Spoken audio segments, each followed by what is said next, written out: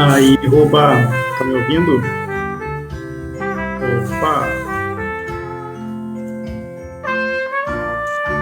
não estamos no ar ainda, não é?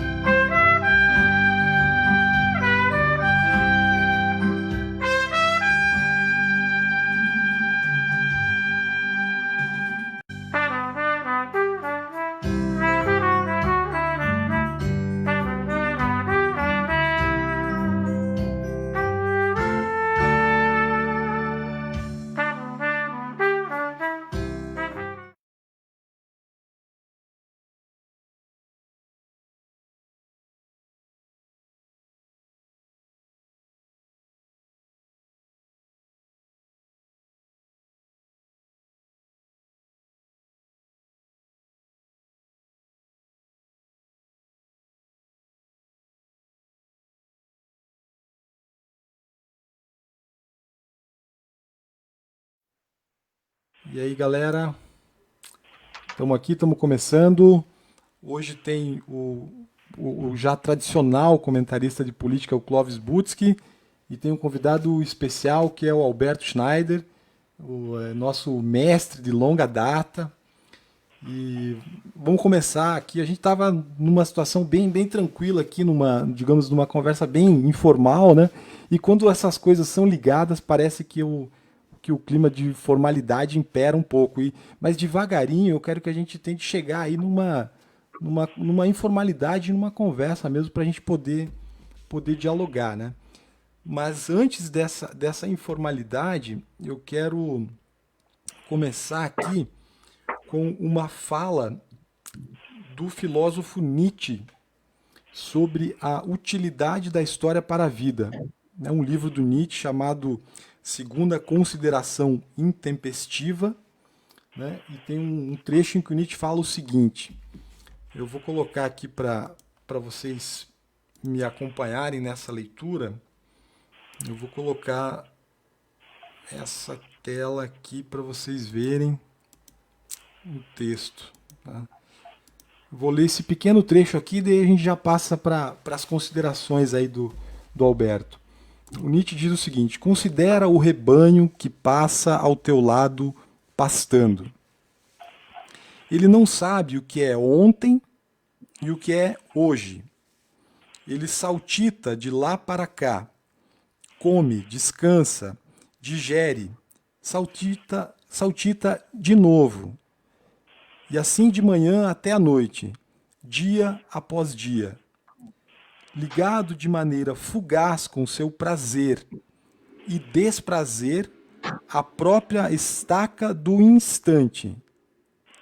E por isto, nem melancólico, nem enfadado.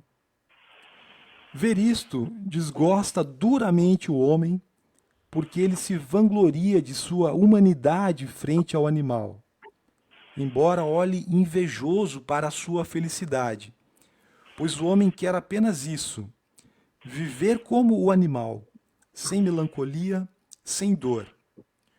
E o quer, entretanto, em vão, porque não quer como o animal. O homem pergunta mesmo um dia ao animal: por que não me falas sobre tua felicidade e apenas me observas? O animal quer também responder e falar. E isso se deve ao fato de que sempre esquece o que queria dizer, mas também já esqueceu essa resposta e silencia, de tal modo que o homem se admira disso. É um trecho, Alberto, que eu queria ler assim para te provocar, né? Eu quase fiz essa, esse início aqui sem ter te avisado, mas depois eu achei prudente avisá-lo de que eu faria essa pequena digressão aí com o Nietzsche, né?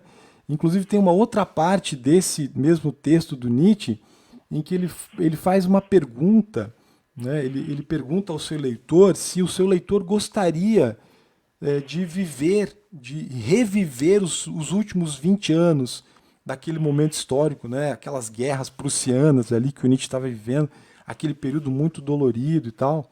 Então eu te coloco essa pergunta, Alberto. Você gostaria de reviver os últimos 30, 40 anos de democracia no Brasil?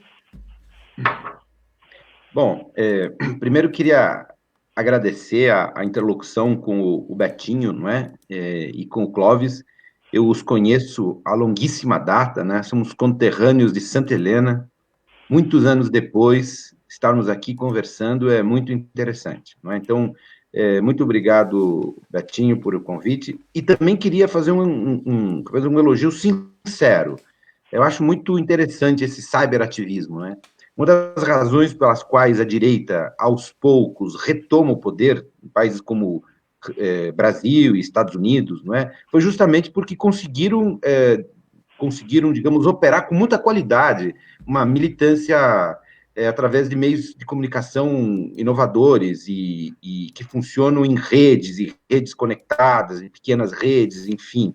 não é? Então, acho que essas iniciativas como as suas são muito importantes e vejo se repercutindo. Ontem mesmo falei com um grupo de alunos da PUC, que estão fazendo exatamente a mesma coisa e tal. Então, acho um momento muito importante, seja para discutir as questões, seja como ativismo político, como ativismo intelectual, como ativismo cultural, tudo isso é muito importante. Então, você em particular, Betinho, para dizer parabéns por essa iniciativa. Valeu, valeu. Bom, eu vou comentar essa questão do Nietzsche que você coloca, não é? Primeiro, um comentário, não é? O Nietzsche, nesse texto que algumas das traduções vai chamar dos inconvenientes da história para a vida, ele está pensando, ele está demonstrando uma enorme consciência do tempo, não é? E é por isso que é um texto até hoje muito importante, porque a historiografia produzida no século XIX, naquele mesmo momento, era uma história, digamos, produzida muito antenada e ligada aos discursos patrióticos, nacionalistas e em termos epistemológicos, positivistas. Então, é exatamente contra isso que o Nietzsche se coloca. Então, no fundo, ele está, digamos assim, chamando atenção para a temporalidade da existência, não é? Nós todos somos seres absolutamente atravessados pelo tempo. O tempo nos constitui de tal maneira que está expresso na nossa consciência, está expresso no nosso rosto, no nosso corpo, não é? E a historicidade é um dos elementos fundamentais da existência humana. Isso é tão importante que tem, inclusive, repercussões políticas, não é? Se vocês pegarem, por exemplo, o Brexit na Inglaterra, se apenas pessoas com menos de 35 anos votassem, a permanência na União Europeia teria sido vencedora. Se apenas pessoas com mais de 50 anos votassem, aliás, com mais de 60 anos votassem, o resultado pró-Brexit, né, pró-saída da União Europeia, teria sido muito maior. E aqui no Brasil também, não sei se vocês viram, mas as pesquisas, inclusive dessa semana, mostram que os jovens estão muito mais mobilizados contra o Bolsonaro do que os mais velhos. O gap é grande. Então, agora retomando a sua pergunta e a colocação do Nietzsche. O que o Nietzsche está demonstrando ali? Consciência da historicidade. Então, mais do que dizer se eu gostaria de viver as últimas décadas, né? Que eu acho que pós-88 foram os anos gloriosos da democracia brasileira. Não é? Veja, tem uma expressão muito interessante que são os anos gloriosos, né? Que são esses anos dominados pela social-democracia no pós-guerra europeu. Não é? De fato, naquelas décadas, né, década de 50, 60 e 70, isso foi antes de Thatcher e Reagan, não é? A Europa Ocidental deu um salto na qualidade de vida espetacular, espetacular, não é? E isso se deu respondendo, evidentemente, a um conjunto de políticas públicas. E eu acho que os nossos anos gloriosos são esses anos pós-Constituição de 88. Então, agora, entrando exatamente na sua pergunta, se eu gostaria de viver isso, não saberia te responder isso exatamente, mas eu poderia dizer o seguinte: nós não tínhamos a consciência de tanto quanto o Brasil avançava, não é? O Brasil avançou muito. A Constituição de 88, por mais limitada que ela seja, para as tradições brasileiras, para o atraso brasileiro, ela foi um avanço colossal. E os anos que vieram a seguir, e muito particularmente a partir de 2002, com o governo Lula, a sociedade brasileira deu um salto espetacular. E esses anos, pós-88, coincide justamente com nossa vida adulta. Não é? Então, digamos assim, nós vivemos um dos momentos mais interessantes da democracia brasileira. E nós três, muito em particular, porque nós pudemos passar pela universidade, pela pós-graduação, não é? E tudo isso respondendo a políticas públicas. Lembrando que todos nós estudamos em escola pública, não é? Então, nós somos produtos dessa pouca e limitada social-democracia produzida no Brasil. Não é? Então, olhar para trás para mim e tendo consciência da gravidade do presente é doloroso. E a dor advém não do passado, mas do presente. Né? É a consciência visceral do presente e a preocupação com o passado que me leva a um estado de torpor, inclusive, com tudo isso que passamos. Agora, nós não tínhamos consciência ao longo disso. Né? Eu lembro que, em pleno governo Fernando Henrique, eu tinha bolsa de iniciação científica. Não é? Naquele momento, aquilo parecia nada. Hoje, isso parece uma coisa muito importante quando você vê, não é, o ministro Weintraub cortando as bolsas em humanidades por razões ideológicas. Sequer é por razões orçamentárias, veja bem. Não é por razões liberais, vamos dizer assim, enxugamento do Estado e tudo mais. Ele diz claramente, Quem quer fazer mestrado em filosofia, sociologia, quem quiser fazer militância, que faz com o seu dinheiro, não com dinheiro público. Tudo bem, temos que financiar as engenharias e tal. Né? Veja, então, isso tudo mostra como que isso que foi construído nesses anos pós-88 foram frutos da mobilização dos mais pobres, foi fruto da mobilização de setores importantes da sociedade, como os intelectuais, como os artistas, mas, sobretudo, os trabalhadores. Se você pensar na produção de um partido como o PT e nas condições que Lula e depois Dilma, pelo menos esses 3 mandatos, né, não me refiro ao último mandato da Dilma, mas pelo menos esses 3 mandatos, foram anos de, por mais problemas que tenha tido, de avanço democrático. Né? Então, para mim, é muito doloroso olhar para trás, mas, ao mesmo tempo, muito feliz, vamos dizer assim. Quer dizer, nós somos, ao mesmo tempo, fruto disso tudo e nossas vidas, a trama de nossas vidas estava atravessado por isso. Né? E isso se conecta com o que o Nietzsche traz. Não é? O Nietzsche não tem uma visão de uma história cumulativa, é uma história da consciência da temporalidade. É isso que diferencia dos animais, por exemplo. Né? Os animais não têm essa consciência do tempo que passa, do envelhecimento, das perspectivas de futuro. Não é? Então, é a nossa perspectiva de futuro, e isso é um tema do historiador, inclusive, não é? O tempo, mais do que o passado. Não é? E isso Nietzsche lá, muito melhor que alguns dos historiadores do século XIX, inclusive, tinha consciência, né? O tempo, não é? E acho que agora é pensar, e isso nos apavora, não é? Como ficarão esses tempos vindouros, não é? Eu não sei se eu respondi a sua pergunta, Sim, sim, sim, Betinho. claro, claro, Alberto. Eu até, a ideia disso aqui é um bate-papo, né? E a gente vai tentando se balizar por algumas coisas, né? Eu até queria já colocar também o Clóvis para comentar isso, se ele puder, se ele quiser comentar até o que o Nietzsche falou, o que o Alberto acabou de dizer, né?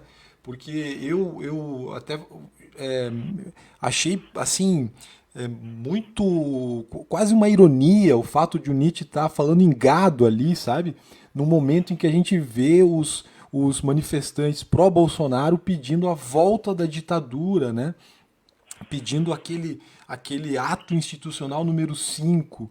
Então eu peguei esse pequeno trecho e pensei, puxa, quando eu olho para uma pessoa na Paulista, né, quer dizer, de certa forma, exercendo uma espécie de liberdade conquistada da democracia, para pedir algo que seria uma implosão dessa liberdade, é uma situação, né? Eu fiquei pensando por alguns instantes, eu cheguei a pensar que chamar os bolsonaristas de gado seria uma coisa meio negativa, seria uma forma de estereotipá-los, assim, ser um pouco, sei lá, né, caricaturizá-los, assim, seria talvez um pouco até preconceituoso da nossa parte, mas eu começo a achar que não, na verdade é uma ofensa para o gado, talvez, né? E até é uma forma bem suave de se referir a eles, né? Eu tenho essa impressão. Clobinho, você pode comentar pra gente aí? Você é o âncora do programa, cara. Vai, veja aí o que você consegue. Boa noite, Alberto. Boa noite, Betinho. Âncora é uma coisa que prende e que joga para o fundo, né? Assim, então eu espero não ser a âncora do programa, não quero travar esse negócio, não. Mas, assim, obrigado pela oportunidade de estar conversando com vocês, né? Como o Alberto falou, já tivemos muitos debates offline, né? E acho que é o momento esse momento, uma conjuntura bastante particular da pandemia, de um lado nos obriga a estarmos conversando de forma remota, mas também nos mostra assim, que há possibilidade de a gente não ficar tanto tempo sem conversar e quem sabe a gente vai, como o Alberto diz, né, a gente vai aprender a usar também um pouco essas tecnologias a favor de uma perspectiva diferente de política, que não seja uma perspectiva da desinformação ou uma perspectiva de, infelizmente, né, porque assim, se temos que reconhecer que a direita se apropriou bem desses mecanismos, também temos que denunciar que às vezes fez uso de forma extremamente antiética e criminosa, muitas vezes, né? Então acho que a gente tem que usar os mecanismos com a mesma competência, mas com fazer um uso ético e que isso seja o que prepondere, que se torne hegemônico nessas plataformas, né? Acho que essa é uma questão, inclusive, nós como educadores temos que ter em mente, né? Na nossa prática, né? Independente da área que a gente atue, né? Com relação à questão que o Alberto responde, né? Sobre gostaria de reviver os 20, 30, vamos por 30 anos para arredondar, né? 88, 90 ali, né? Primeiro presidente eleito depois da ditadura, que o Collor assumiu em 90, né? Eu diria assim também que não queria reviver isso, eu queria continuar esse movimento, né?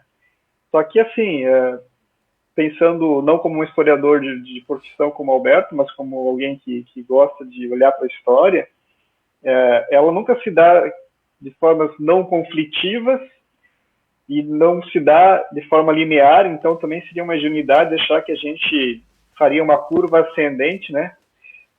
De que o progresso, uma ideia republicana e tal, não tivesse percalços, né?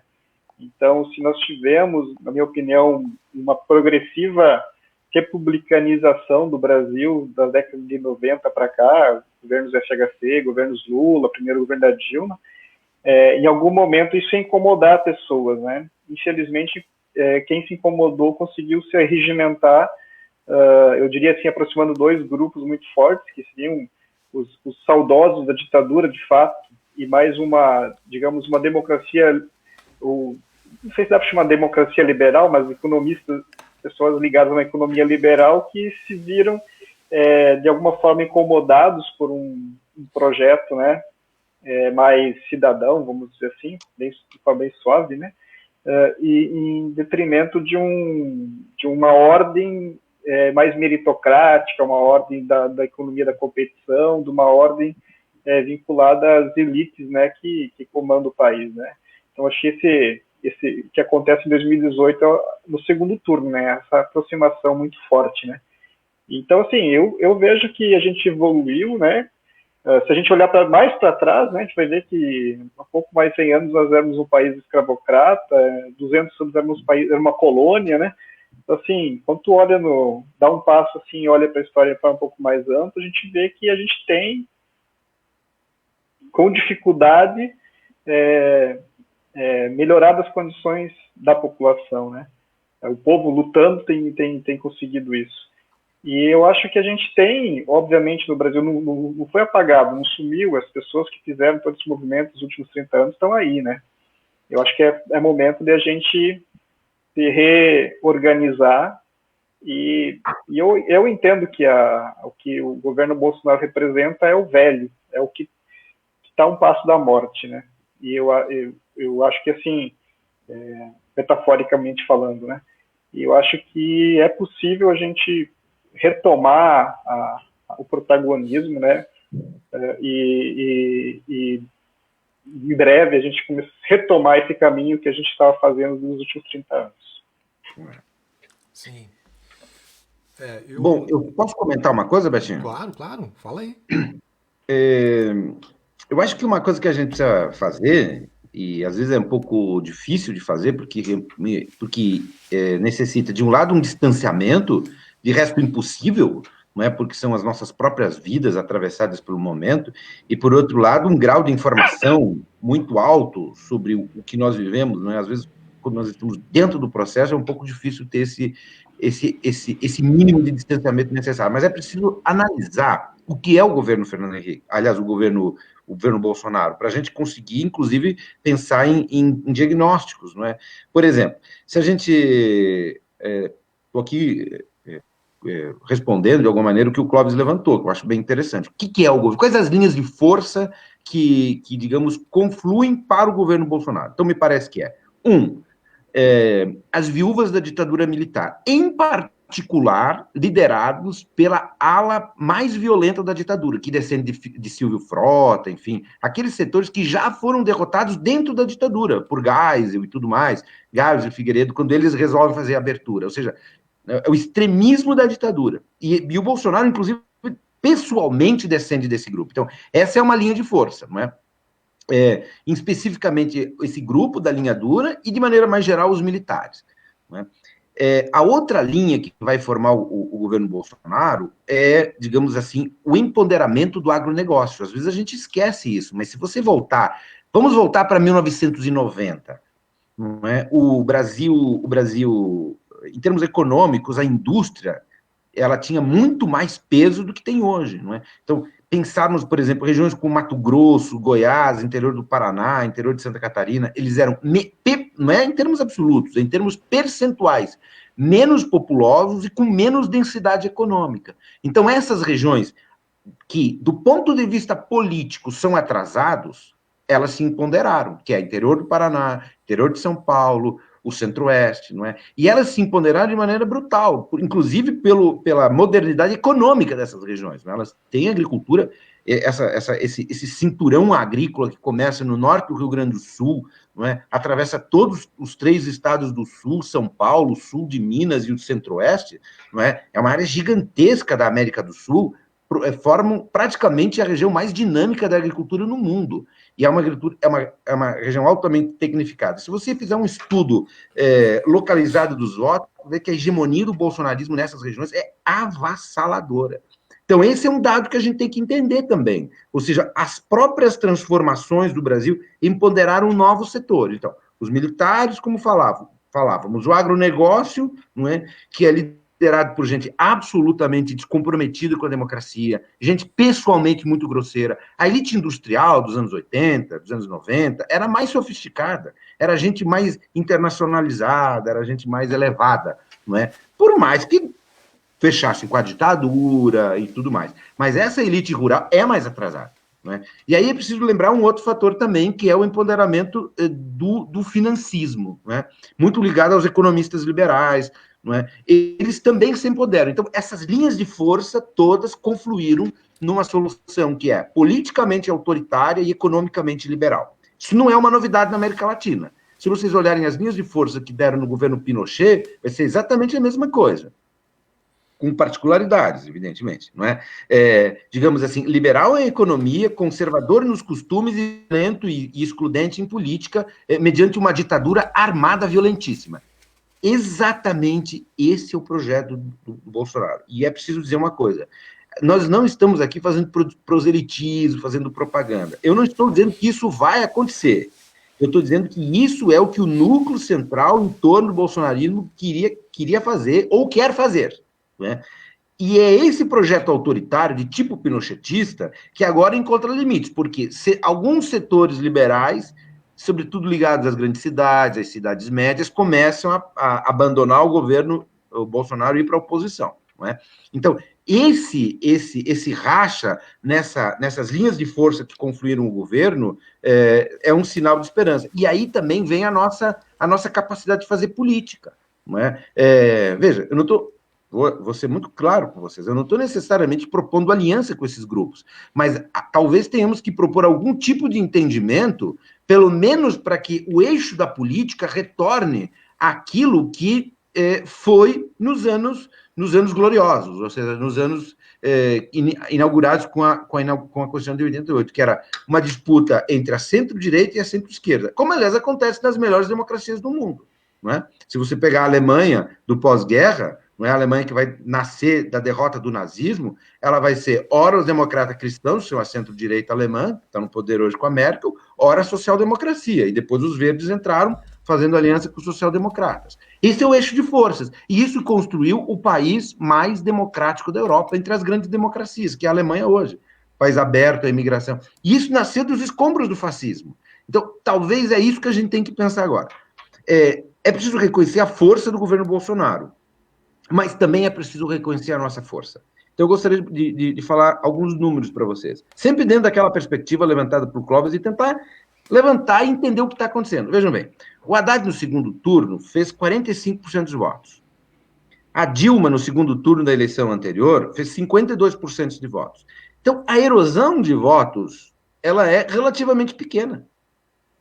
Então, isso mostra como a viabilidade no Brasil, até o José Dirceu, numa entrevista recente, disse exatamente isso. A viabilidade no Brasil de reconstituição de uma alternativa social-democrata, não é? Ou pelo menos de uma alternativa progressista, pelo menos de alguma alternativa republicana, ao menos para que enfrente, digamos, a extrema-direita no poder. Então, para finalizar esse bloco, eu não quero monopolizar a palavra. A gente tem que entender o governo Bolsonaro e a gente tem que avaliar. Por exemplo, se a gente concluir que o governo Bolsonaro é parecido com o governo Temer, então eu acho que a gente não tem que fazer grandes alianças e esperar a eleição e fazer política. Se a gente entender que esse governo é qualitativamente diferente que o governo Temer, não é meramente um governo liberal, ainda que altamente conservador, isso implica uma outra atitude perante a situação. Não é? E veja bem, isso não é agradável de fazer e não é agradável de pensar. Mas aí também vem a questão da ética da responsabilidade. Não é? Muitas vezes fica-se melhor na foto quando você, digamos, atua em favor dos princípios, mas é preciso compreender que, às vezes, é preciso olhar a situação, olhar a realidade, e criar condições de restauração da democracia no Brasil. Eu acho que essa é a grande preocupação. Vocês não tenham qualquer dúvida. Talvez o governo Bolsonaro não consiga estabelecer uma ditadura, mas eles gostariam de estabelecer. Eles já disseram de maneira muito clara, não é, essa intenção. Então, é isso que eu acho que a gente tem que fazer. E tem que perceber o seguinte, e isso eu digo até para nos encorajar um pouco. Digamos, criar condições para isso não é uma questão muito... Não estamos longe de reconstituir isso. Mas isso não vai vir por gravidade, é preciso ser construído. Porque atividades como essa são importantes. E também não vai ser reconstruído como era lá atrás, sabe? Vai ser diferente. Os tempos novos sempre vão apresentando novos elementos, novas linhas de força. Então, eu acho o seguinte, a gente tem que ter um olho na realidade, em compreender os dados, compreender a história, compreender essa sociedade nova que está aparecendo nos últimos anos, e que não é necessariamente melhor. Por exemplo, essa questão do empoderamento do agronegócio é uma questão séria. Hoje, o núcleo mais dinâmico da elite brasileira é um núcleo atrasado. Isso não foi sempre assim. Do governo Vargas em diante, a indústria era um setor dominante. A indústria precisa de operário. Bem ou mal precisa de operário. Então, isso significa que o agronegócio pode produzir bilhões de dólares com pouca gente, com pouquíssima gente. Mas como é que a gente vai fazer com uma grande população como o Brasil? Então, é isso tudo que a gente tem que pensar e em produzir alternativas. E lembrando que, quando a gente fala em alternativas, uma coisa é uma alternativa de conjuntura. Por exemplo, o que a gente vai fazer agora, esse ano, semana que vem? O que a gente vai fazer na próxima eleição? Não são coisas similares. Uma coisa é o que a gente pode fazer agora, outra coisa é o projeto que a gente vai disputar na eleição. Mas uma coisa eu tenho certeza, que conclui essa parte da fala. Nós temos que fazer alguma coisa, sabe? Nós temos que sair do imobilismo, nós temos que conversar com as pessoas e precisamos enfrentar fortemente o bolsonarismo, sabe? Digamos, é uma responsabilidade que a história colocou sobre nossos ombros. Nós três, não é? Nós somos filhos da universidade pública, nós somos filhos da educação pública, nós viemos de famílias bastante modestas, não é? Ninguém aqui é herdeiro, e nós conseguimos ter algum tipo de ascensão, não é? Essa ascensão pelo que de melhor esse Brasil moderno produziu. Eu acho que cabe a nós e outros setores, não é? Digamos assim, trabalhar fortemente para a restauração democrática no Brasil. Não é? É a primeira coisa. Depois se disputam outras coisas mais específicas, né? O Haddad disse isso ontem. Acho que isso é muito importante. Então, tô querendo dizer o quê?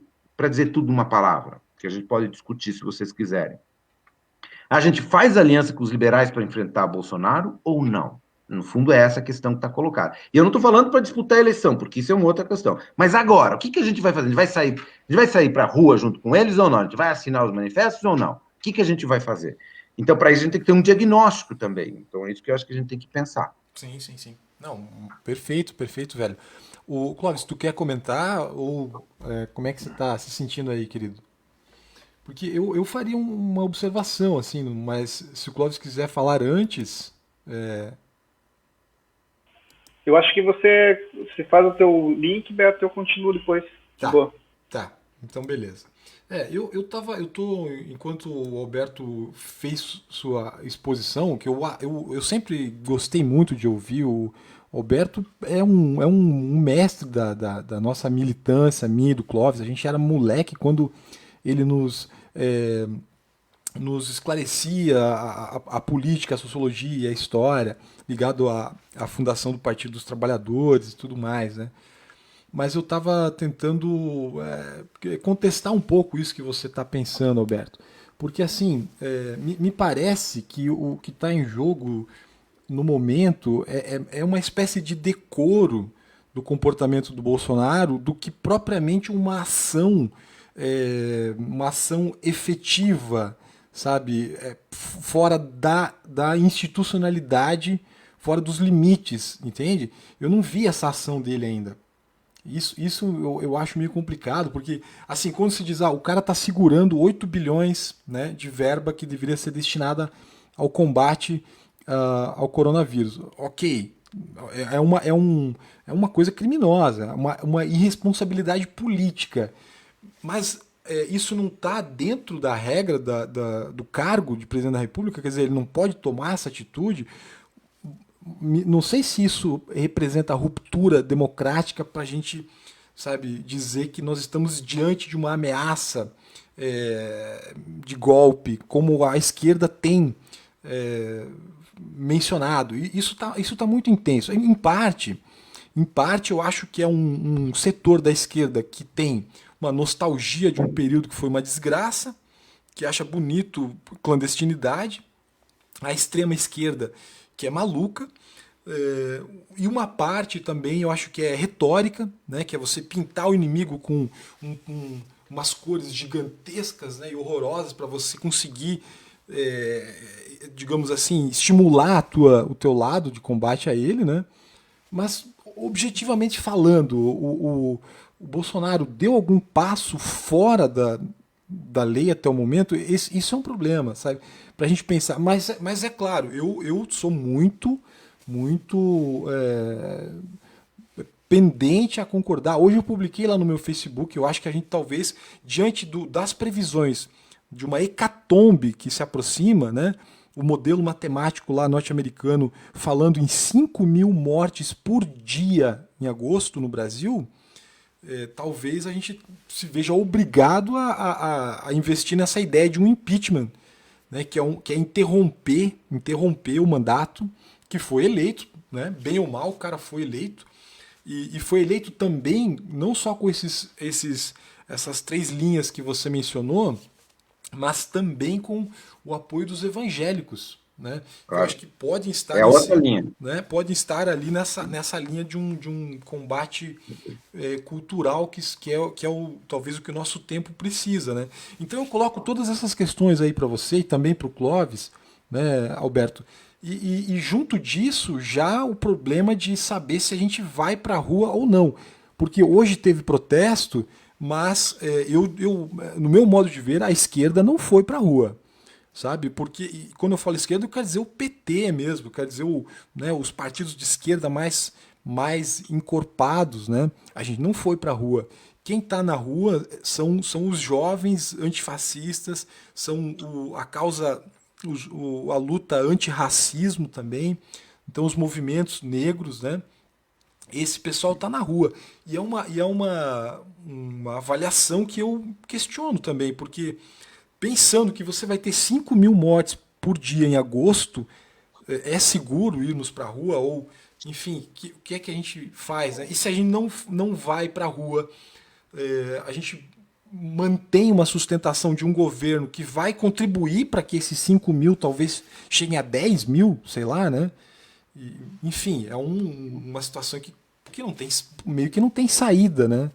E aí eu passo para vocês, e eu vou passar para vocês e já quero ficar exibindo aqui, enquanto vocês comentam, eu vou exibir as imagens, tá? Que eu captei da mídia ninja dos protestos espalhados pelo Brasil que nós tivemos hoje, que tem algumas imagens muito legais, tá? Clobinho, Alberto, não sei quem quiser comentar isso que eu falei. O Betinho, eu vou comentar rapidinho e daí passo para o Clóvis, tá?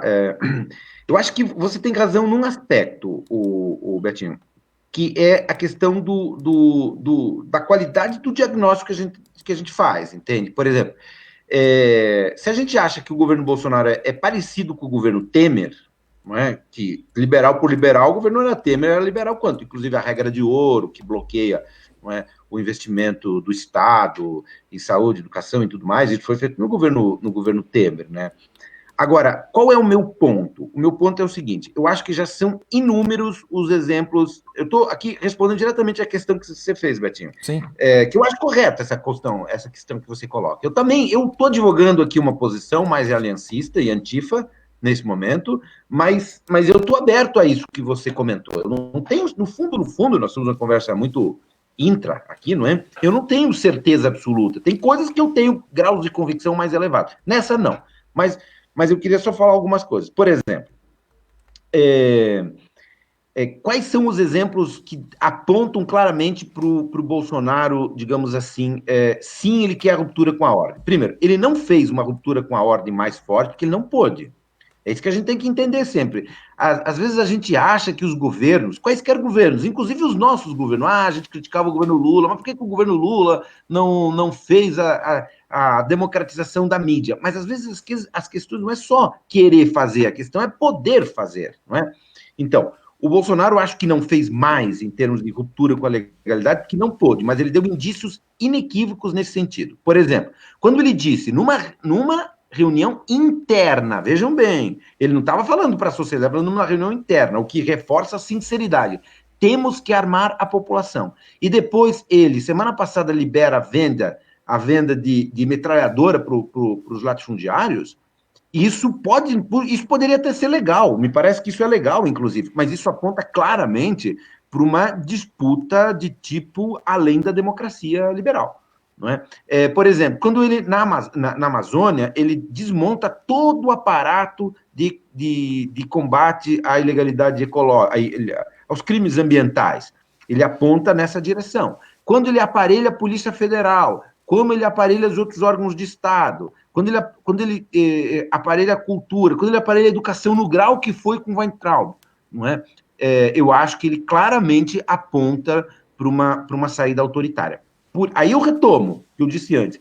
Isso não quer dizer que ele não fez mais. Talvez ele não fez mais porque ele não pôde. Por quê? Porque bem ou mal a imprensa está batendo nele. Bem ou mal o Supremo está contra ele. Bem ou mal o Congresso está fazendo. Porque a reforma previdenciária que ele mandou, que o Paulo Guedes mandou para o Congresso, é muito pior do que o próprio Congresso fez. Ou seja, o Congresso mais... Veja bem, o Congresso mais conservador da história da República tornou muito menos pior a reforma da Previdência concretamente aprovada. Então, isso dá a ideia da extensão do radicalismo deste governo. Então, por isso que eu acho que... Eu não sei o que a gente tem que fazer, mas eu acho que eu tenho que fazer alguma coisa. E outra coisa, a gente não tem que ter qualquer constrangimento de fazer uma aliança de tipo antifa, por exemplo, contra o Bolsonaro. Por quê? Vão lá para os anos 30 e reconstituam o que foi a formação das forças fascistas. O Antifa, na verdade, foi a junção de anarquistas, comunistas, social-democratas e liberais. Era a única coisa que eles conseguiam se entender. Os social-democratas e os comunistas se matando. Os anarquistas rompendo com os dois. Então, a única coisa que os unia é isso. Então, quando eu sou muito sensível a uma frente anti-Bolsonaro, com todo mundo que quiser participar. Sabe? Agora, não pode ter, como, por exemplo, os Juntos fizeram, então o Lula não pode, o PT não pode, sem cagar regra. Se for frente, é frente, vai todo mundo. Só tem que ter uma coisa, convicção antibolsonarista. Isso não é disputar, isso não é a candidatura que a gente está fazendo. A gente não está apoiando o Dória. Se o Dória, por exemplo, entrar nessa frente, como governador do estado mais importante, que ele está, evidentemente, em disputa com o Bolsonaro. Talvez uma disputa intradireita, inclusive. Então a gente não vai fazer porque o Dória está... Veja, a nossa aliança agora seria, não é, anti-Bolsonaro. Não é para disputar. Isso é uma coisa que tem confundido muitos companheiros nossos. Eles acham que a gente está fazendo uma aliança com os liberais. A gente está fazendo uma aliança tática para enfrentar o Bolsonaro. Isso não quer dizer nós vamos ter a nossa candidatura. Então eu acho, no fundo, Betinho e Clóvis, que nós temos que ter duas frentes. Uma frente progressista, tá? E essa frente progressista tem que conversar com os outros partidos de esquerda, o PT tem que, digamos assim, ter um certo cuidado para não ser hegemonista, mas também não, as outras forças têm que reconhecer o tamanho do PT, não é? Então esse é um ponto. Então é a construção de duas frentes. Uma frente progressista para disputar as questões sociais e uma frente ampla, antifascista e antibolsonarista, que é para garantir Estado laico, que é para garantir democracia, direito de expressão, liberdade, talvez o enfrentamento da crise sanitária. Então, é essa questão que a gente tem que fazer. Muitos companheiros nossos não têm entendido disso. Eles têm entendido que uma frente agora a gente está fazendo uma aliança eleitoral, como se fosse uma aliança eleitoral. Não é isso. Inclusive, a Antifa lá atrás, nunca foi uma organização. Antifa não é nada. Antifa é uma bandeira. Adere quem quer. E é isso que eu estou defendendo. Estou defendendo uma bandeira comum contra o Bolsonaro. Em 2002, provavelmente vão ter 3 candidaturas fortes. Uma candidatura de centro-esquerda, que vai ser a nossa, quando o PT vai ter um papel de destaque, ou na cabeça da chapa ou não, mas o PT vai estar dentro, e não tem como fazer uma força de centro-esquerda sem o PT. O PT é o maior partido do país, não da esquerda brasileira, é o maior partido do país, tem a maior bancada do país, o maior grupo de filiados do país, então tem que ter o PT. Vai ter uma candidatura de centro-direita, não sei quem vai ser o líder, talvez Dória, talvez outra figura, e vai ter uma candidatura fascista. E aí, acho que vão para o segundo turno. Se fosse hoje, iria a candidatura do fascismo, que é o próprio Bolsonaro. E quem fosse com ele ia ter que se compor com o outro lado. Então esse que é o ponto que a gente precisa fazer. Então, o que eu estou advogando, pelo menos por hora, aberto a mudar a ideia a qualquer momento, se for convencido disso, é sim por uma frente anti-Bolsonaro sem censura, nem aceitando censura e nem se censurando. Participa quem quiser. E não pode ficar olhando para trás, não apoiou o golpe. Gente, olhar para frente. Né? Isso é uma frente. Agora, temos que construir a outra frente.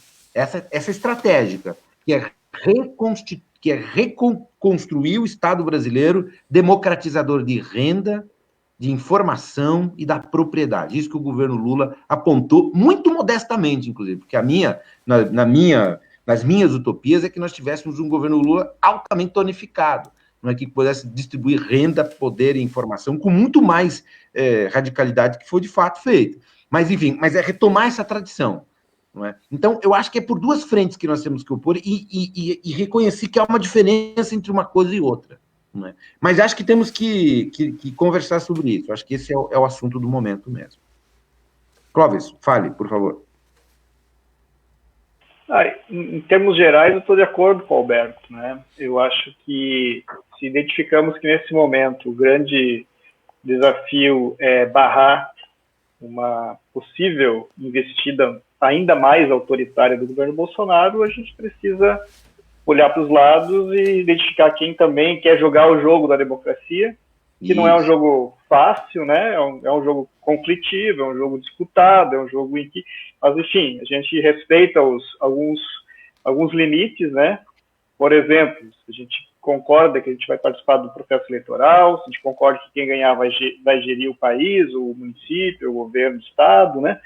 Então, se a gente está de acordo com esses elementos mínimos, e parece que é isso que significa, nesse momento, ser contra o Bolsonaro, não só contra a ruindade do seu governo, né, em vários aspectos, mas pela finalização, né, de uma ruptura democrática, a gente precisa estar junto. Eu não sei exatamente o formato disso, porque eu também não tenho certeza que uma frente ela tem que ter uma característica institucionalizada, né? Eu acho que a frente ela pode ser a composição de diversos movimentos, né?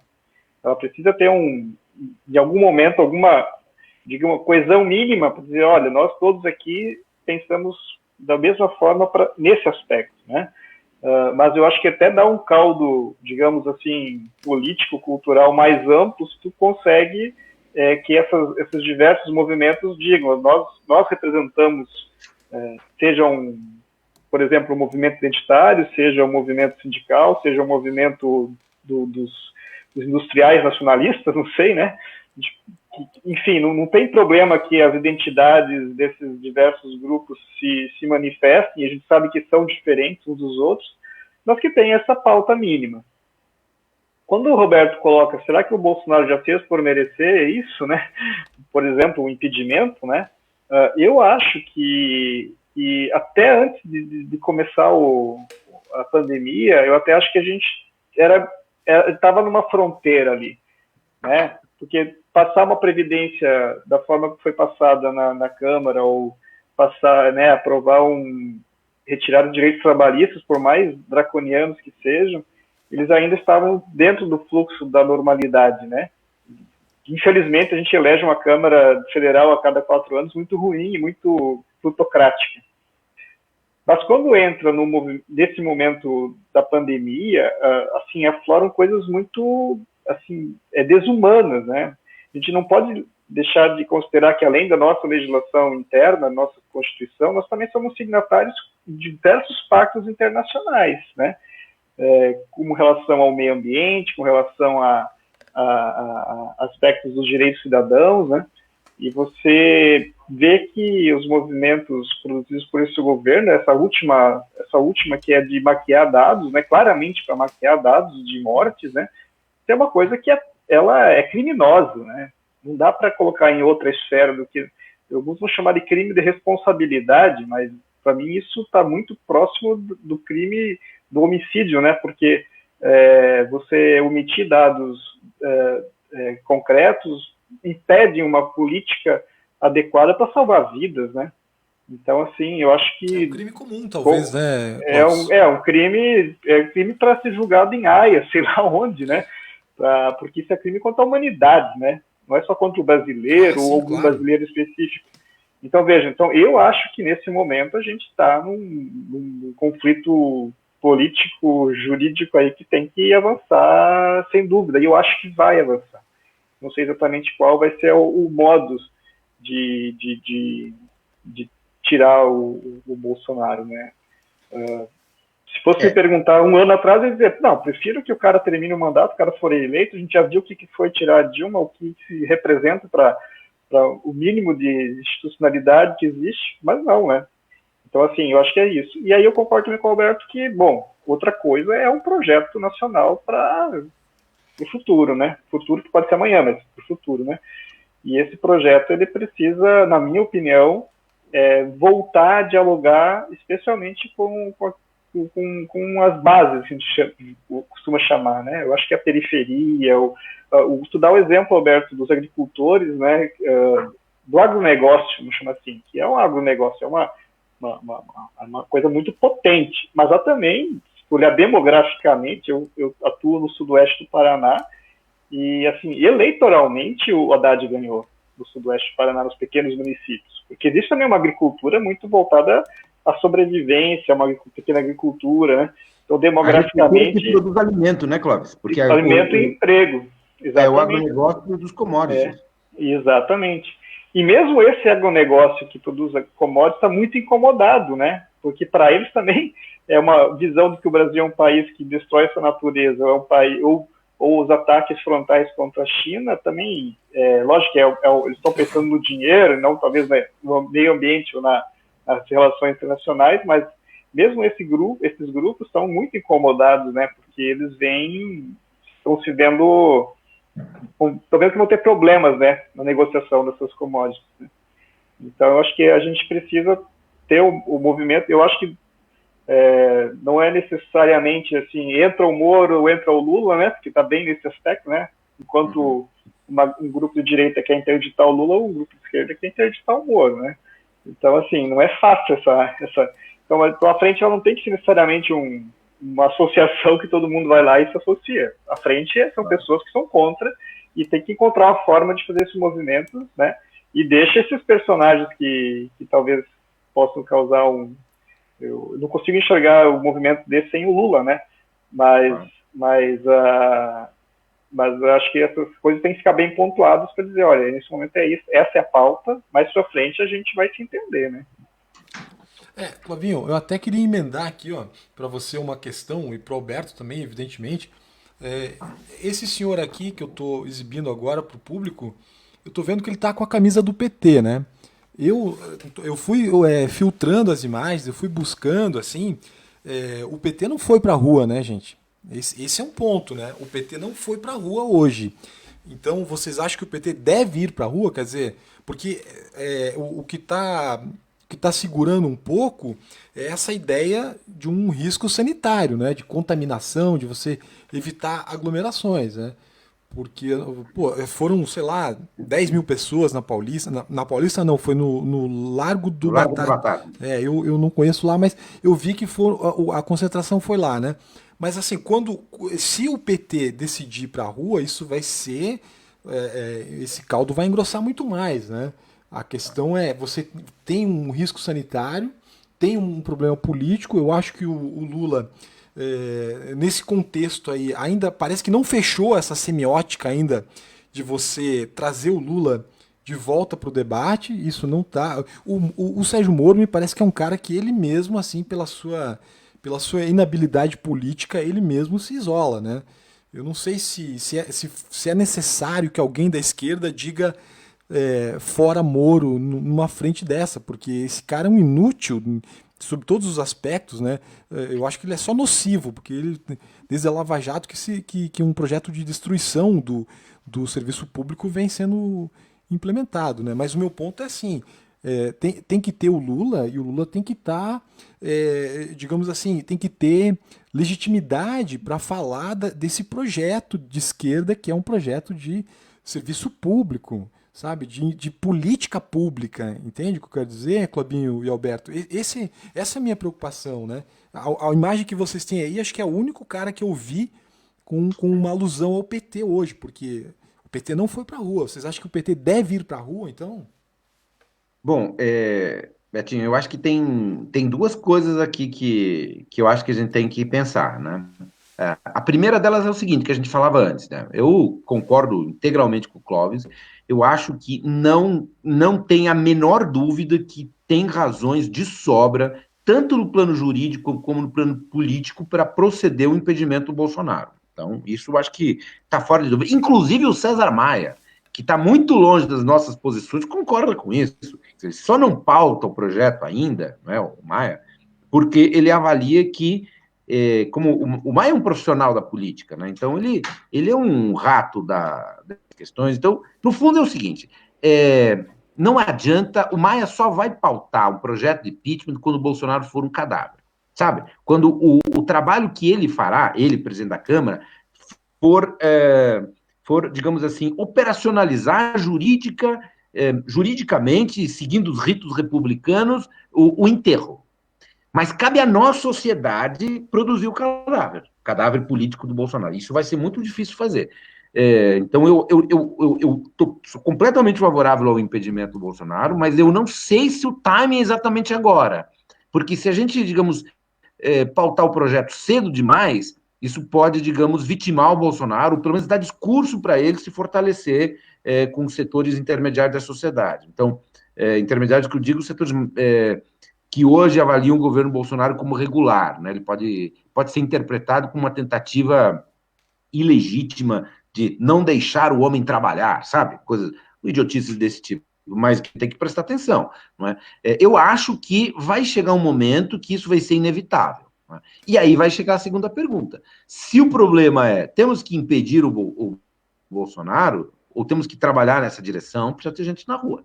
Paradoxalmente, embora o Bolsonaro se incomode muito com a crise sanitária, ele está visivelmente incomodado com isso, porque nós vamos viver nesse ano o maior retrocesso do PIB anual desde que o PIB é contado. Isso não é pouca coisa. Não é? Então, isso, claro que deixa o Bolsonaro preocupado. Hoje ele conseguiu, as pesquisas estão mostrando isso, ele até cresceu entre os populares. Ele continua com um terço, mas nos grupos populares ele cresceu. Não é por causa dos R$ 600 lá e tudo mais. Agora, indo para a pergunta do Betinho, que é correlata aí, é essa, né? Digamos assim, o PT tem que ir para a rua. Né? Eu acho o seguinte, eu, por exemplo, não fui para a rua hoje. Não é? E o PT não foi para a rua hoje. E por que não fomos para a rua? Por que o PT não foi para a rua? Claramente por uma razão muito clara. Há um risco sanitário evidente. Não é? O que a gente poderia argumentar é o seguinte, mas nos Estados Unidos, os caras foram para a rua com risco sanitário muito maior. Mas aí eu chamaria atenção para um aspecto, digamos, o assassinato naquelas condições do George Floyd, dramáticas, filmadas, com um fio desencapado, que é o racismo americano, digamos, imprime digamos assim, uma emocionalidade ao movimento incontornável. Então, as pessoas que estavam tão tão afetadas pela aquela morte filmada, não é? Veja bem, que a polícia americana mata negros é a coisa mais comum do mundo, mas uma coisa é você matar um negro filmado na nossa cara e mostrado para o mundo inteiro. Então, isso levou... O caso do impedimento não tem esse grau de emocionalidade, não é? Ele segue o fluxo mais amplo da política. Há um grau de emoção, mas não de contexto hiper momentâneo, não é? Então, eu não sei se é o momento de ir para a rua agora. Agora que eu digo é essa semana que vem, mas o que eu sei é que temos de ir para a rua assim que as condições sanitárias saírem. Mesmo que a gente não consiga derrubar o Bolsonaro, porque manter, digamos assim, massas grandes nas ruas, por exemplo, as últimas manifestações antes do impedimento da Dilma colocou 1 milhão de pessoas, a Dilma, o grupo que defendia a Dilma, que não era só o PT, eram seus aliados, levou a Paulista 1 milhão de pessoas. Isso não é pouco. Isso teve um efeito de colocar dúvida não na legalidade, mas na moralidade do impedimento da Dilma muito grande. Teve um efeito político importante, sabe? E é esse efeito que a gente tem que causar. Então, tentando responder a pergunta do Betinho, sim, temos que ir para a rua, assim que as condições sanitárias permitirem. Talvez agora, nesse momento, ainda não. Mas em algum momento temos que ir para a rua, sim. E quando formos para a rua, acho que a capacidade que o antibolsonarismo, sobretudo se a gente conseguir construir essa frente, não é? Essa frente que não é uma frente eleitoral, é só uma bandeira, não precisa nem ter institucionalização, não é? Eu acho que vai ter muito mais gente contra o Bolsonaro do que a favor do Bolsonaro. Isso nos dá uma segurança, de chegar nas eleições fortes, e dois, de inclusive inibir o próprio projeto golpista do Bolsonaro. Né? Porque o Bolsonaro também não vai dar um golpe se ele perceber que não tem condições. Ele não vai ter o apoio do Supremo, ele não vai ter o apoio do Congresso, ele só tem um apoio. Só tem ele tem o apoio dos militares e precisaria, digamos, apoio de uma parte expressiva da sociedade, senão não tem como dar um golpe. Gente, qualquer um que estuda ditadura sabe, não existe ditadura que não tenha apoio popular. Quando não tem apoio popular nenhum, a ditadura cai. Nem que for para substituir por outra, mas cai. Toda ditadura tem algum tipo de apoio popular. Não é? E o Bolsonaro, por exemplo, não é uma ditadura ainda, não é? Mas ele tem apoio popular. Então, a questão que eu acho é o seguinte: sim, temos que ir para a rua, só não sei quando exatamente. Não é? E esse ir para a rua é segurar o Bolsonaro ou derrubar o Bolsonaro, mas no fundo é a mesma coisa, é se opor a Bolsonaro. E se opondo a Bolsonaro em aliança com todo mundo que é contra Bolsonaro, sabe? Agora, o que não pode fazer, nesse sentido, eu gostaria de resgatar a fala do Lula. Não pode fazer, digamos assim, tipo assim, então tudo bem, então podemos criticar o Bolsonaro, mas não podemos criticar o Guedes. Não, frente é frente. Pode até alguém convergir na frente que seja a favor de programas liberais, beleza. Aí a gente também não pode, senão não fica uma frente, fica nós mesmos, né? E nós mesmos sozinhos não vamos conseguir segurar o Bolsonaro. Agora, também não podemos ser, então, vamos para frente, mas daí não pode o Lula e não pode criticar o Guedes. Aí não é frente também. Então, digamos assim, frente ampla, para ser ampla, precisa ser ampla. E isso significa incluir os liberais e incluir o Lula. Então, nós temos que conviver com gente que deu golpe, com gente que tem projetos diferentes do nosso, mas eles têm que conviver com o Lula, têm que aceitar o Lula e têm que legitimar o Lula. E tem que aceitar que nós vamos falar mal do Guedes, sim, senhor. O Guedes é um filho da puta. É fato, Sabe? é fato. Tudo bem? Tudo. Eu só queria complementar que o Guedes, para mim, é uma versão acadêmica do Bolsonaro, né? O Guedes,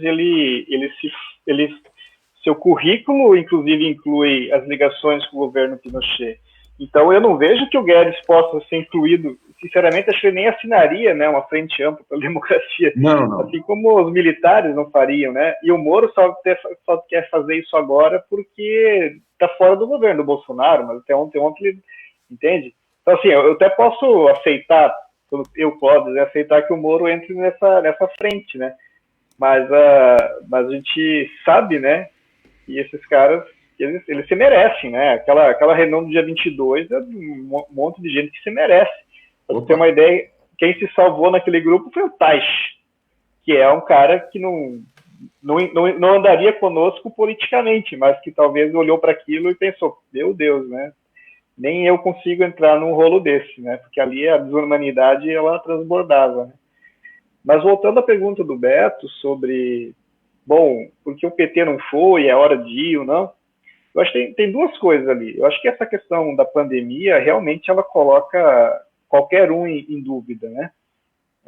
Você pedir para as pessoas, se liderar um movimento, dizer assim, vamos para a rua, colocando pessoas em risco, não só elas ou outras pessoas. Hoje o Drauzio Varela escreveu um texto que o coronavírus não discerne as pautas políticas, né? E ele está certo, daqui 3 semanas os Estados Unidos vão poder medir um pouco o que significa, sei lá, milhares, milhões de pessoas indo para a rua, né? Por mais que imaginando que estão se cuidando, mas a gente sabe que se pensar como esse vírus se propaga, ele vai se propagar mais nesses espaços. Infelizmente é isso. Então acho que tu ser líder num processo assim sempre te deixa numa sinuca. E o PT, ao mesmo tempo que os seus governadores, por exemplo, estão pedindo para que as pessoas fiquem em casa, você, como prefeitos e governadores do PT, e não só do PT, obviamente, né? Mas aí tu pensa como que é esse movimento. Você critica o Bolsonaro porque ele é contra o isolamento, porque ele vai na padaria, porque, né? E aí você fala, temos que ir para a rua. Então, assim, eu acho bem complexo mesmo e acho que é difícil chegar, assim, rapidamente a uma solução. Por mais que eu concorde, politicamente, para frear ou para você vencer o governo Bolsonaro, criar uma condição de impeachment, você precisa ir para a rua. Enquanto a gente ficar na internet e tal, isso é um movimento importante, mas ele é pouco, né? Bom, acho que essa é uma questão. A pandemia, ela coloca dificuldades extremas. E, por outro lado, se a gente olhar para trás, antes da pandemia, se a gente olhar quem fez os movimentos de rua mais fortes, não foram as militâncias mais tradicionais e partidárias. Os grupos maiores que foram para a rua foram principalmente estudantes no ano de 2019, né? Realmente, 2019 foi o ano, assim, de maio em diante, que teve esses movimentos, né? Os jovens, se tu olhar os movimentos quando a Marielle foi morta, não foram movimentos institucionalizados, foram, não vou dizer, foram espontâneos, mas dentro de uma galera jovem, assim, que está na pauta da identidade, que está não se enxerga necessariamente como um partidário no sentido estrito, partidário de partido político, né? E também não são os movimentos sociais mais organizados que nós temos. O sindicalismo, ele perde força na medida que muda muito, né, a característica do trabalho no Brasil, né? Não tem mais indústria. Não tem mais indústria, né? O trabalhador organizado no Brasil, especialmente da indústria. Os servidores públicos, né, que se organizam, o Paraná APP é o maior sindicato, com certeza. Mas aí você tem todo um grupo muito grande de brasileiros que trabalham todo dia, mas não se enxergam, ou não se enxergam como trabalhador, são colaboradores e coisas do gênero, ou são PJs, né? Mas de fato são trabalhadores. Então você não tem, de fato, hoje, desde dos manifestos contra o governo da Dilma, era muito difícil para a esquerda tradicional pôr gente na rua, né? Então, e hoje isso continua.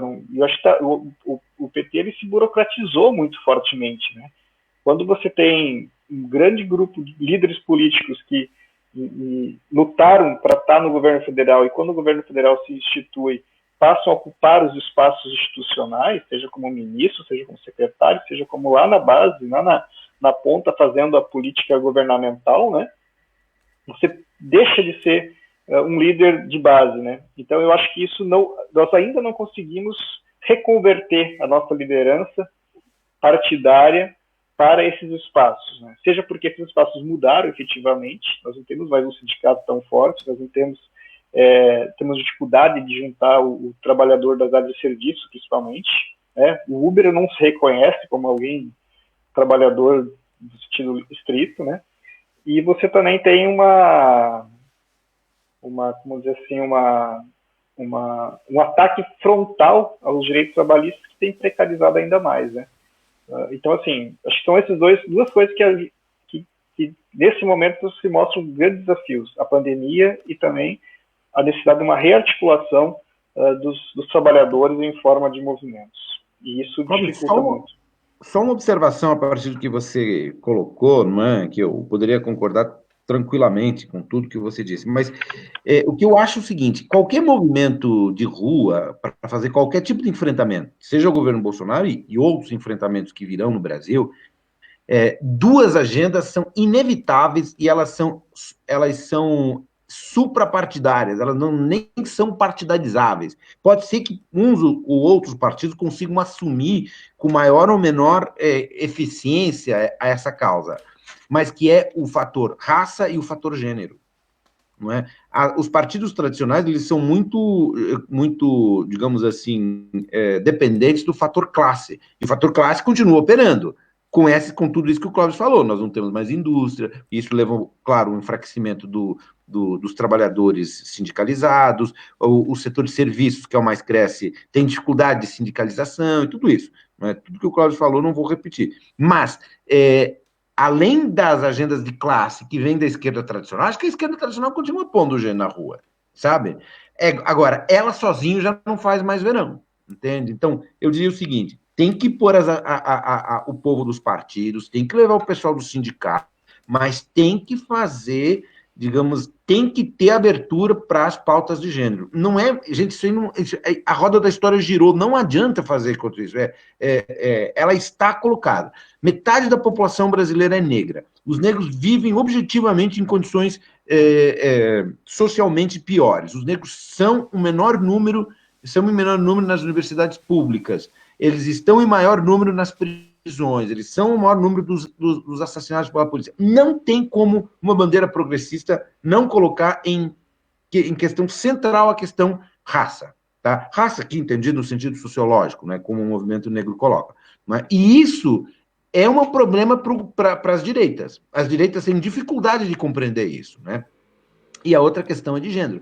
Vejam, o governo Bolsonaro é racista e tem o apoio dos setores supremacistas, e é um governo que tem claramente, não só um governo, mas um movimento, tem claramente problemas com as feministas. Então, eu acho o seguinte: eu acho que a gente pode ter críticas a certos exageros identitários, eu acho que deve ter. De fato, existem abusos nesse sentido, mas não há como construir uma frente progressista, na falta de melhor termo, sem levar em consideração o fator gênero e o fator raça.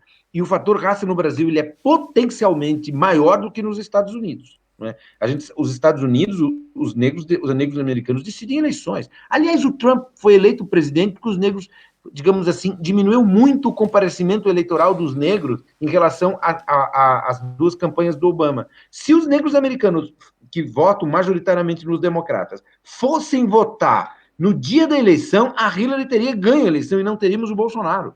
Ou seja, os negros abdicaram, aliás, o Bolsonaro deles, né, o Trump.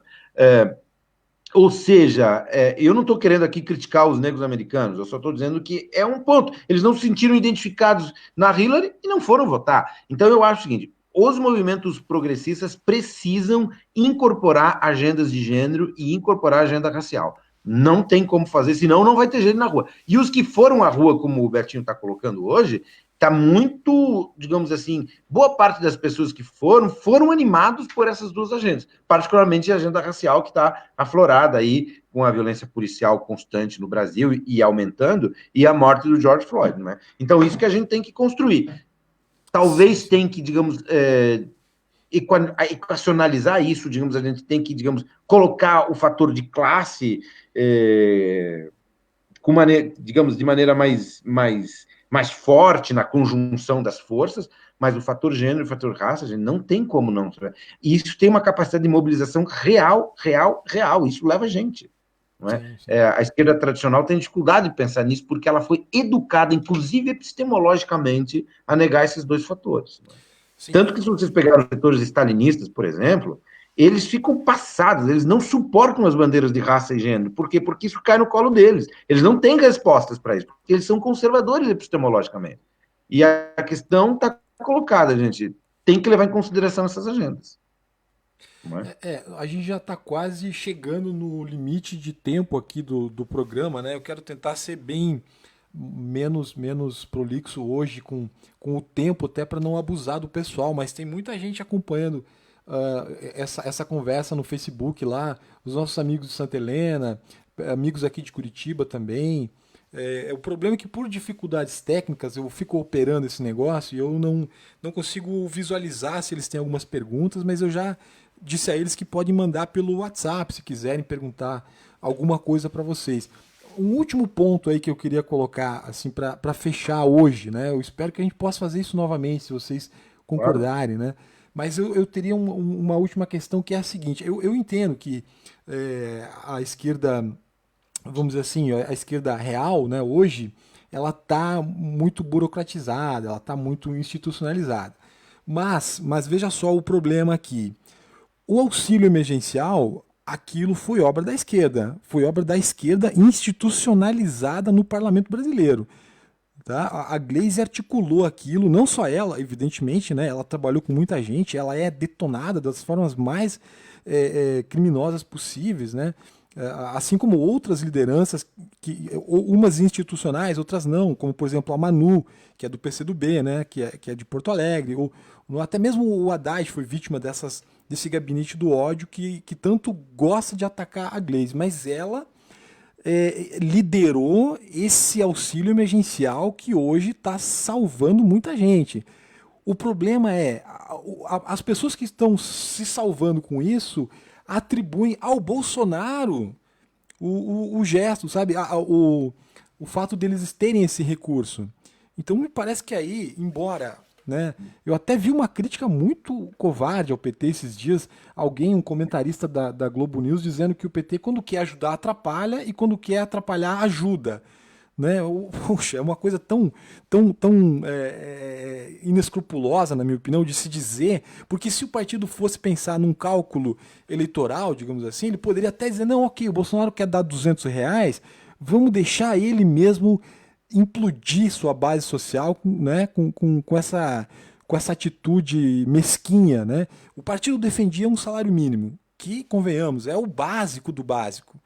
Né? Mas o meu problema para vocês, para fechar agora, porque teria muita coisa, eu acho, Alberto, legal para discutir, inclusive isso que você falou, acho fenomenal, cara, esse debate de a gente incluir a agenda de gênero e a questão racial. O meu modo de ver é como afunilar isso para o problema social, porque me parece que a questão econômica está aí assim de maneira quase como um leviatã, né? O patriarcado, ele é capitalista, né? A casa grande é exploratória, né? Então, tudo isso para mim, como falando em termos de um marxismo talvez já meio empoeirado, mas seria pensar o problema de classe, né, no meu modo de ver. Mas eu coloco para vocês um outro problema, que é o seguinte: por que a gente não consegue dizer para o povo brasileiro que esse auxílio emergencial é obra da oposição? Isso é um problema que eu queria deixar para vocês aí, e aí se vocês quiserem também fazer as considerações finais, aí, porque eu sei que vocês têm compromissos também hoje, a gente não pode protelar muito o tempo, né? Tá bom. Posso começar, Clóvis? Bom, primeiro eu queria agradecer o convite do Betinho para estar aqui, para debater com vocês dois. Um prazer enorme. E aí eu já deixo apalavrado aqui, vamos fazer outras vezes sim, não é? E aí retomamos outras agendas, né? Só uma observação curta sobre isso que o Betinho falou por último agora. Sim, é isso mesmo que tem que fazer. Tem que, digamos, aceitar a legitimidade da bandeira de gênero, tem que aceitar a legitimidade da questão social e juntar isso com as questões históricas de classe. Não é muito fácil de fazer, mas é possível construir isso. Então tem que ter essa abertura. Não é? Agora, eu queria fazer uma defesa do PT institucional. Não é? Sim, eu concordo com o que o Clóvis falou, né, mas é preciso entender, por outro lado, o seguinte: todos os partidos no mundo, todos os partidos efetivamente social-democrata, em toda a experiência do Ocidente, eles sempre têm origem popular. E quando eles vão para as instituições, isso tem um custo. Não é? Digamos assim, não é só o sujeito que deixa de estar na base e vai para Brasília ou vai ocupar um cargo, então ele não está mais ali militando. É mais do que isso. Não é? Quando você assume responsabilidades mais gerais, você tem dificuldade de assumir bandeiras mais parciais, né? Que são próprios de grupos de trabalhadores, de grupos de mulheres, de grupos de negros, seja o que for. Né? Então, eu entendo essa crítica, eu acho que essa crítica é legítima, mas, por outro lado, a gente não pode entender o seguinte: o PT institucional fez avanços colossais, não é?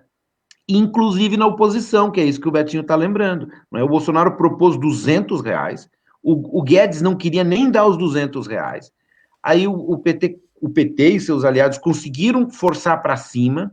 Aí o Maia fechou em 500 e bancou 500. E aí o Bolsonaro, quando viu que o Maia, atendendo a uma pressão dos partidos de esquerda, chegou ao número de 500, ele foi lá e bancou 600 contra o Maia, contra o Guedes, e mandou o Guedes calar a boca e baixar a bola, e o Guedes, que é um covardão, fez.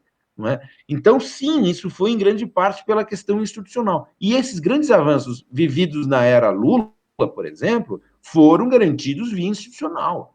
Não é? Então, a gente não pode desvalorizar a importância do institucional. Houve avanços, né? E não são avanços só do PT também, são outros grupos sociais que produziram um avanço. Por exemplo, a Constituição de 88 é um avanço, não é? Como a Constituição mais democrática que a história do Brasil pôde produzir. Ela não foi obra só do PT. Aliás, o PT, em muitos aspectos, foi derrotado dentro da Constituição de 88, mas ele foi importantíssimo em, digamos assim, tornar ela mais progressista, transformar ela mais democrática. Ela empurrou a agenda, sabe? Então, digamos assim, o PT tem importância na Constituição de 88. Então, eu acho que a gente não pode desvalorizar a agenda institucional, não é? E a Gleisi, sim, eu acho que pode se criticar a Gleisi, pode se criticar todo mundo, pode se criticar o Lula, pode se criticar... Agora, a Gleisi apanha demais, eu acho que a Gleisi apanha muito injustamente. Ela apanha de setores da esquerda, ela apanha dos ciristas, ela apanha da direita, ela apanha até de certos grupos petistas. A Gleisi apanha de todo mundo. Então, alguém tem que defender a Gleisi também, né? Eu acho que sim. É isso, gente. Eu acho que sim, inclusive pelo papel que ela tem aí, né? Ela se mostra muito aguerrida, né? Mas, pô, maravilha. Clobinho, é contigo. Ok, também vou então para os encerramentos, agradecer ao Alberto, Betinho. Eu vou citar aqui, Roberto, já que você não consegue visualizar, mas nós temos aqui o Valair Paludo faz um comentário aqui no Face, né? A bancada do PT parece que está paralisada, é tática ou está sem rumo. Já coloca isso como uma questão.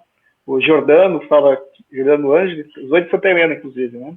O Brasil precisa amadurecer seu desejo de construir autonomia. O Beto Kozerski, mandando muito bem para nós. Uma colega aqui chamada Maria Cristina Schirnessa, eu não conheço, mas mandou um coração aí para a galera, né? Então a gente tem os é a Cris, é a nossa colega professora. Ah, legal. Aqui eu estou vendo que tem... Estou visualizando agora o Mauro, a Vanessa lá de Santa Isabel do Oeste, o Valair Paludo. Então, legal. Um abraço para todo mundo que está acompanhando a gente no domingo à noite, né? A gente fica bem feliz, né? Poder falar alguma coisa aí, quem sabe também juntar essa galera futuramente aí nos bate-papos, né? Com relação à questão do gênero, a questão das pautas identitárias, ou que a gente poderia dizer as pautas da diversidade, né? Estou de acordo com o Alberto. Acho que elas são o momento o nosso momento, do nosso tempo, né? São vozes do nosso tempo. Eu acho que são vozes, inclusive, que incomodam muito essa mentalidade atrasada, que remete a 20, 30 anos atrás, e por isso que incomoda tanto. E eu também concordo que é preciso que essas pautas elas sejam entendidas num conjunto, né? E aí você soma, né? Porque nós conversamos um pouquinho semana passada, eu e o Betinho, sobre isso, né? Porque toda identidade ela se alicerça no igual ao outro, mas diferente a alguém, né? E as pautas identitárias muitas vezes mobilizam, né? As pessoas contrariamente. Por exemplo, as pautas de gênero mobilizam com muita força os movimentos evangélicos, né? Então, é preciso ter política mesmo, é preciso dialogar, é preciso mostrar o espaço de todos, e eu acho que também pensar que a questão de classe, ela atravessa, né? Talvez a identidade ser negro, ela é algo, por falta de outra palavra, mais vertical. Eu sou negro, sou branco. Agora, eu posso ser trabalhador e o negro também ser trabalhador, né? Assim como o homem, a mulher, o gay, etc., né? Então, acho que há elementos que nos atravessam transversalmente, né, e nos juntam, e há a questão da diferença também. E aí, isso não é o meu lugar, é o lugar do outro, mas a gente pode estar junto no mesmo contexto. Acho que isso é democracia, né? E entender a diferença, cada um no seu espaço, mas também compartilhar. E aí eu concordo, quando eu falo que o PT ele entrou num movimento de institucionalização, a partir do momento que está no governo e não conseguiu ainda voltar, e não sou só eu que digo, o Mano Brown disse no comício do Haddad, vocês não falam mais a língua da periferia, né? Então, não sou eu que estou dizendo, né? Até porque eu acho que nós aqui, como o Alberto falou, somos inclusive pessoas que tivemos bastante sorte, né, de ter vivido esses anos, crescido intelectualmente, nos formado academicamente, né, e bem ou mal a gente tem um espaço social hoje, né, mas há uma grande massa de pessoas que precisam ser inseridas, né, assim, literalmente ser inseridas, né, sair de uma margem e que, por mais que os governos fizeram do PT, eu acho que ainda falta muito para se avançar. E é incrível como isso incomoda, né, uma certa classe média, uma certa elite, quando essas pessoas passam a ter um mínimo de dignidade para viver, passam a ser um incômodo, né. Pode ser empregada que tem direito à carteira assinada, coisas desse nível, assim, absurdo, né, de não querer a entrada dessas pessoas na cidadania, né. Então, eu acho que a gente tem bastante para avançar aí e fico bem feliz e agradeço a oportunidade de novo. Abração. Valeu, gente. Eu só queria mandar um abraço para o povo de Santa Helena, aí, o Beto Kozeski, o Mauro, o Ângeles, né? O Paludo, velhos amigos de Santa Helena e todo mundo mais. Abraço para vocês. A gente precisa se ver uma hora dessa, né? Temos que construir canais para isso. É isso aí. Betinho, obrigado pelo convite, viu? Abração. Pô, valeu. Você também, Cláudio. Abraço.